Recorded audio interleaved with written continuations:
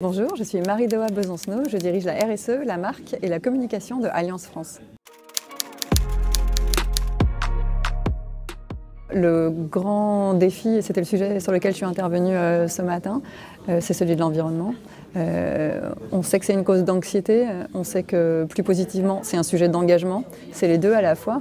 Comment on fait pour apporter des réponses et surtout permettre à chacun d'y contribuer dans son métier au jour le jour.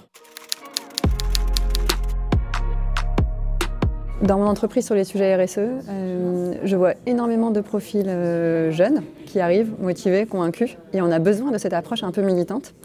En revanche, on a aussi besoin de profils créatifs qui puissent nous aider à porter des agendas de transformation, c'est-à-dire nous aider à penser autrement, à ne pas reproduire ce qui se faisait jusqu'à maintenant. Je pense que pour aujourd'hui, pour l'éducation, former des jeunes qui ont cette sensibilité sociétale, qui lisent la presse, qui s'intéressent au monde d'aujourd'hui, qui soient sans illusion sur les outils technologiques, mais qui soient aussi pleins d'espoir sur leur manière de transformer le monde, ça c'est important.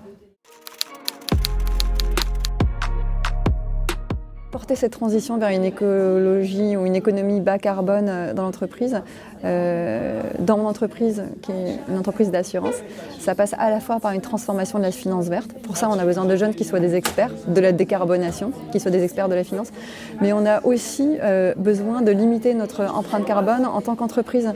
Donc on a besoin aussi de jeunes qui soient tout simplement des citoyens engagés, qui aient en tête des bonnes pratiques, des réflexes qu'ils apportent dans l'entreprise, quitte à driver des groupes de travail, des choses qu'ils puissent faire dans le cadre de leur environnement de travail, mais aussi complètement intergénérationnel. Et je crois beaucoup dans cette idée de reverse mentoring, on appelle ça comme on veut, mais on fait ça dans notre entreprise. On a des binômes qui rassemblent des collaborateurs très expérimentés qui sont là depuis longtemps et des moins de 36 ans qui cheminent ensemble et qui s'apportent mutuellement leur expertise et leur regard. Ça, j'y crois beaucoup.